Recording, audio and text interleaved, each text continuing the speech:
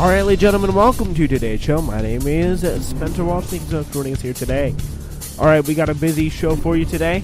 On the show, Trump has withdrawn from the quote-unquote one-sided Iran nuclear deal, sending a message to the world, otherwise known as what in the world is going on here. Yes, there's that. Also, will the Democrats unite to block Trump's torture Gina Haspel, Bloody Gina, as the CIA chief? If not, really, what are they resisting here? Great new piece by Glenn Greenwald we will break down. Also today, the blurred line between war and business. So there is quite a lot of stuff. We'll take a look at how that applies to today.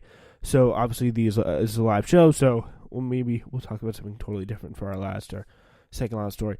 But anyway, I do know we're going to be talking about the Iran deal first, so that's the most important thing to realize. So President Trump declared Tuesday he was withdrawing from the Iran nuclear deal, unraveling the signature foreign policy achievement of his predecessor, Barack Obama, isolating the United States from its Western allies and sowing uncertainty for a risky nuclear negotiation with North Korea. So, yeah, just as we found that out, just as we pulled out of this major deal, it's something everyone on the left can agree is a good thing, and a good amount of people in Trump's own party did agree it was a good thing. I mean, there were Israeli generals who wanted it to stay in there. There were U.S. military generals who wanted to stay in the deal, so it was a pretty popular thing that Trump just pulled out of.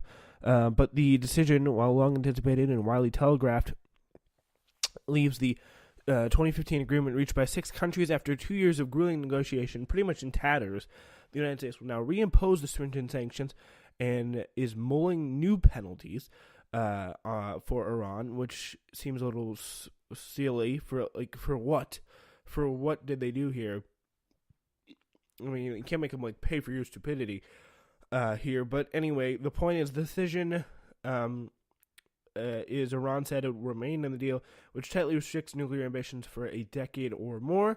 So did France, Germany, Britain, and raising the prospect of a transatlantic clash as European companies face the potential of American sanctions for their involvement with Iran. Oh, my God. Oh, he's going to sanction them, isn't he? Oh, I mean, how dumb can one person be to pull out of it and just make an unnecessary war, an unnecessary clash, where there really should not be any? It's quite disturbing how dumb you could be thinking that's such a good idea. I just don't comprehend it.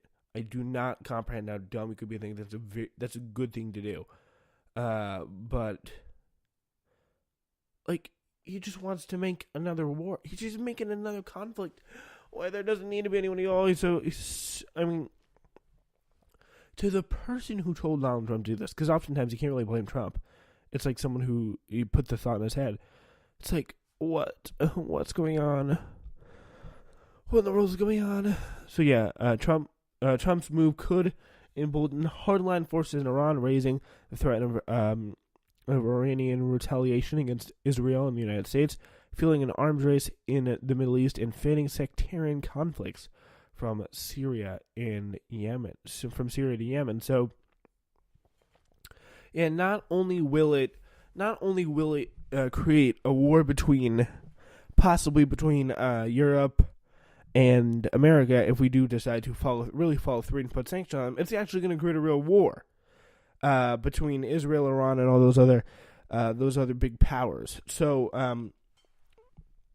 the president, however, framed his decision on the fulfillment of a bedrock campaign promise and the act of a dealmaker resolving a fatally flawed agreement. I don't see how it could be fatally flawed. But when, as Jay-Z once said, real life quotes, if everyone's crazy, you're the one that's insane. So, I mean, if everyone likes this deal and you're the only one standing in the corner and be like, no, I don't know about this deal, I don't think it's a very good deal, you're the one who's wrong, okay? This is generally a good rule to live by, that if you're the one crazy, if everyone else is crazy, you're the one that's insane. It's a great quote there by Jay-Z, and very true by the philosopher Jay-Z. Anyway, yeah, so the president, however, he framed his decision as a film, again, the fulfillment of a bedrock campaign promise. He says, this was a horrible one-sided deal that should have never been made. He said in an 11-minute address from the diplomatic reception room of the White House, it didn't bring calm, it didn't bring peace, and it never will. I mean, I do not get how it didn't really bring peace, but pretty much the main point, the point I was wondering is, like, how, like, what is there to benefit from this deal? I just do not get it. I mean, you're withdrawing for the sake of withdrawing. It just creates more unnecessary conflict, and it's just really disturbing that, like, this is the reality that we're living in when this is such a prevalent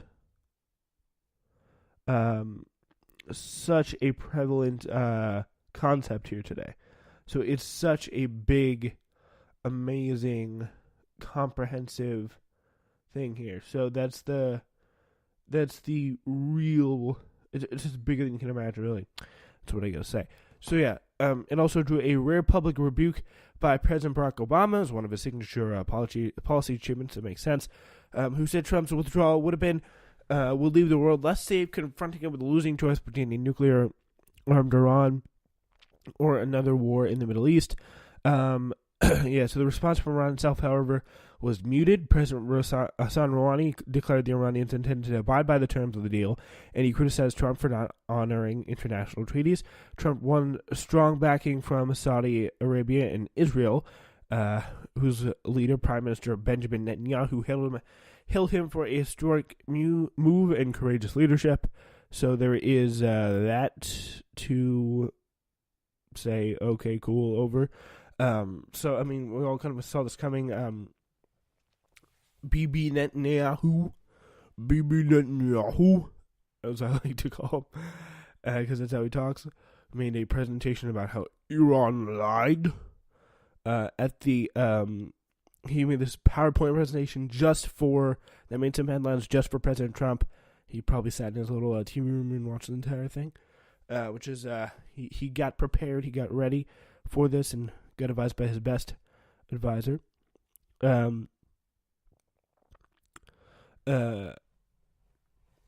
Three times previously, the president's aides had persuaded him not to dismantle the Iran deal. 3 times.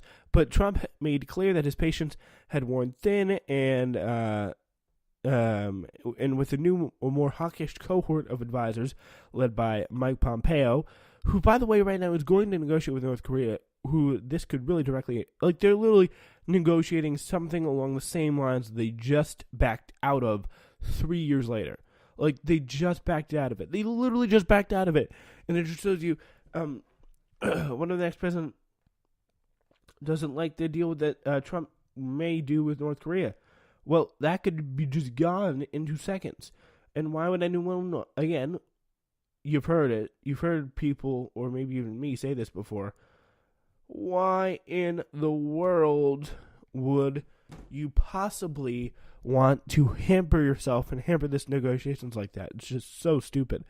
But anyway, yeah, so as Trump abandoned one diplomatic project, as we know, he accelerated another, announcing that Pompeo will be flying to Pyongyang, the capital of North Korea, to continue discussions with Kim about the upcoming summit meeting. He expressed hope that 3 Americans who are detained in North Korea would be released soon, which we do not know yet. So the message to North Korea is the president wants a real deal, that he could back out of at any time and is totally untrustworthy to keep. Just ask Hassan Rouhani. You can do that now, North Korea. So yeah, I mean, they're probably watching. They probably did not like what they saw with his move here today, and is very worrying. So, yeah, he rejected the suggestion the United States could not be trusted to keep its agreement when the political winds change. Any nation reserves the right to correct a past mistake, Bolton said, citing George Bush's decision to withdraw from the anti-ballistic missile treaty in 2001. So there is that. But this thing. It was a mistake. It was a great deal done, and John Kerry was right to come in and try and save it. But I mean, I don't know if that was the best way to do it, but yeah, still a very gutsy move there by Kerry. But still, there is that. So as a result, the United States will reinstate all the sanctions it's waived as part of the nuclear accord, and will impose additional economic penalties that are now being drawn up by the Treasury Department. So, he declined to specify, however, what additional sanctions the United States might impose, but he expressed confidence they would still be even more powerful, even if American allies don't follow suit. So we're just out in the world, we're out on our own here, we are chilling, and yeah, so there is. I'm just so tired of this, honestly. Yeah, I mean, it's just stupid move after stupid move after stupid move. It is unbelievable stuff here that they're pulling on here from this Iran deal. It's a pretty big move. But in addition, the main point here is they are just creating conflict where there does not need to be conflict in a place like the Middle East, and it's just stirring things up, and that is not a good.